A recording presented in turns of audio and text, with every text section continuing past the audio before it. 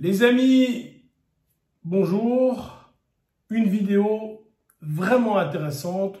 Combien de temps dure un vrai combat?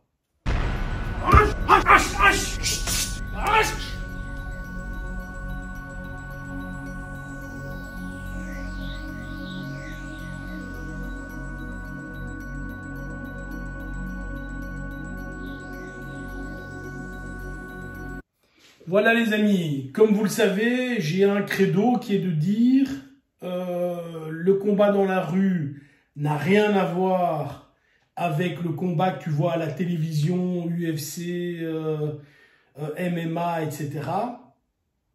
J'ai un autre credo qui est de dire un coup de poing, et heureusement je ne suis pas le seul, un coup de poing donné à main nue n'a rien, ou un coup donné à main nue, un coup de poing, un coup de coude, peu importe, hein, n'a rien à voir avec un coup donné avec protection. Et la troisième chose que je dis toujours, c'est que dans la rue, en 1 minute, 2 minutes, l'histoire est réglée. J'ai souvent des gens qui viennent me voir en me disant « mais non, ce que tu dis n'est pas vrai ». Et je n'avais pas de moyen pour prouver ce que je disais, que ce que je disais était juste et l'autre non plus. Enfin, évidemment, il y a toujours un moyen, on se tape sur la figure. Mais moi, j'accepte que des gens ont des idées différentes des miennes et je ne suis pas obligé de les taper parce qu'ils ne sont pas d'accord avec moi et j'espère inversement. Alors, il se trouve que durant ces chaudes journées d'été, je me suis refait les UFC du début. Les UFC 1, 2, 3, 4, etc. Et j'étais surtout, je me suis arrêté au 4e et j'étais impressionné parce que je me dis, tiens, je regarde. Et puis je regarde un combat, 2 combats, 3 combats, 4 combats. Et j'étais impressionné par plusieurs choses. La première chose, c'est que, alors on dit combat sans règles, il y en avait, tu ne pouvais pas aller avec tes doigts dans les yeux, tu ne pouvais pas mordre et tu ne pouvais pas... je crois que c'est tout en fait. Je crois que c'est tout. C'est pas les doigts dans les yeux, pas mordre. Tu pouvais frapper dans la coquille avec ton poing, avec ton pied. Pas de limite de temps. Il n'y a pas de limite de temps. Donc le combat start et il s'arrête. Et il s'arrête uniquement quand tu tapes ou quand tu es KO. C'est-à-dire que l'arbitre n'a pas arrêté de combat dans ce que j'ai vu. Donc les 3 premiers, l'arbitre n'a jamais arrêté le combat. C'est toujours le combattant qui est soit KO, soit qui a tapé. Et donc ça démarre au quart de finale. Donc il y a 4 combats. Ça va à la demi-finale, 2 combats. Puis tu as la finale qui fait un combat. Donc tu as 7 combats par UFC 1, 2, 3. Donc on était en 1993. Hein.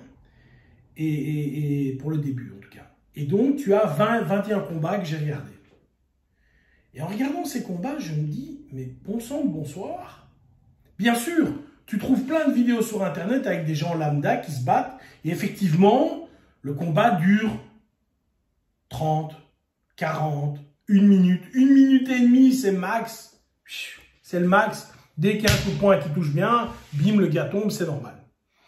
Et là, je vois 21 combats. Donc, je pense que ceux qui font de la statistique, vous pouvez en tirer des conclusions. Et il y a quelque chose qui est amusant. Et je vous ai mis les captures d'écran, comme ça, vous pouvez le regarder avec moi.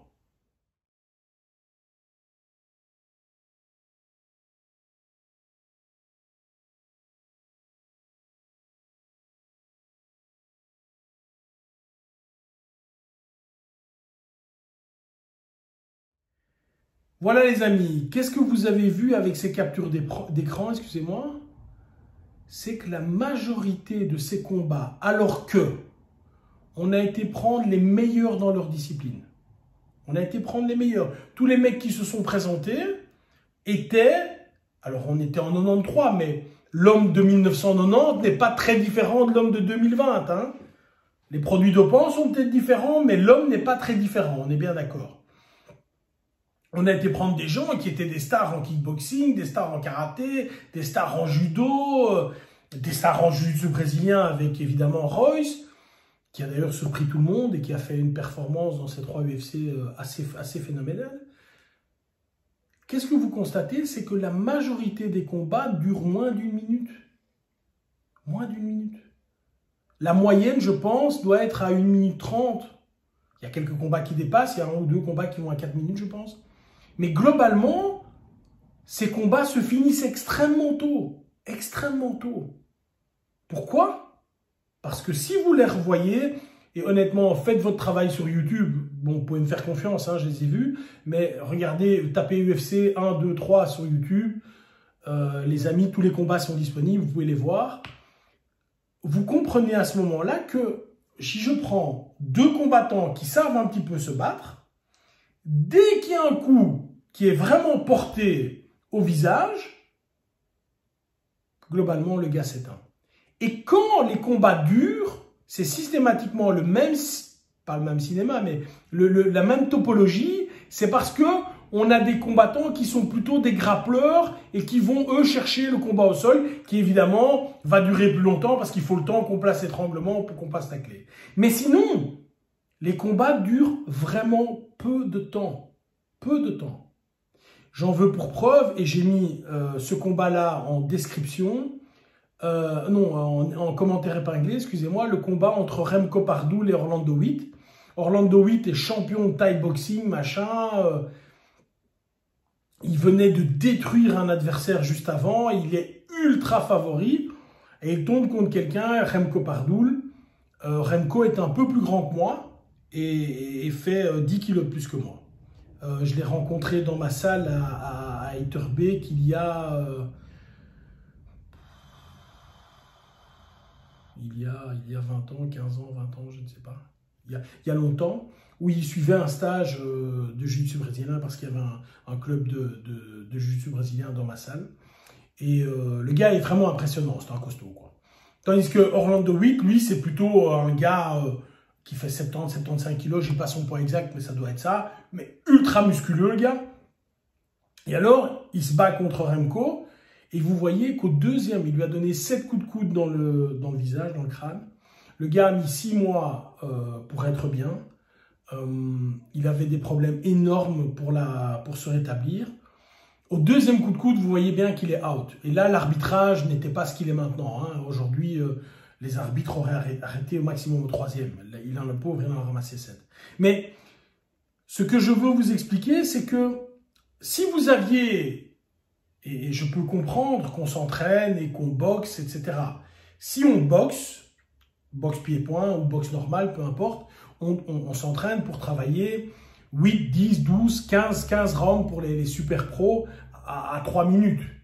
C'est 45 minutes de combat, c'est énorme. Et donc, on va jouer sur l'élite sportive et on va comparer de super sportifs, de super athlètes qui sont en plus de super combattants. Et là, on va voir qui va gagner.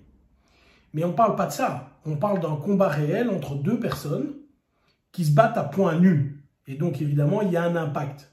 Et lorsqu'il y a un impact, vous le voyez dans ces vidéos. Et je pense qu'avoir un panel de 21 combats, il y a quelques combats, hein, comme je l'ai dit, qui font un peu plus de 3-4 minutes, hein, mais globalement, c'est des combats ultra courts. Certainement par rapport à maintenant. Et alors, j'ai fait un petit comparatif avec les temps de combat du Pride, où c'était un peu la même chose. Dans le Pride, on avait des gants de main, et on ne pouvait, évidemment pas dans les yeux, etc., mais il n'y avait pas de limite de temps non plus. Et là, tu constates que certains combats, la durée de combat, elle double ou elle triple. C'est-à-dire que le gant fait que les combats vont durer plus longtemps. Et alors maintenant, évidemment, pourquoi dans le MMA normal, on met 5 minutes, et puis on met une pause d'1 minute, le gars revient frais, etc., et puis on y va avec des rounds. C'est beaucoup plus sympa à regarder que si on le regarde comme ça. Très honnêtement, si je dois comparer les combats de l'UFC de maintenant et les combats que j'ai vus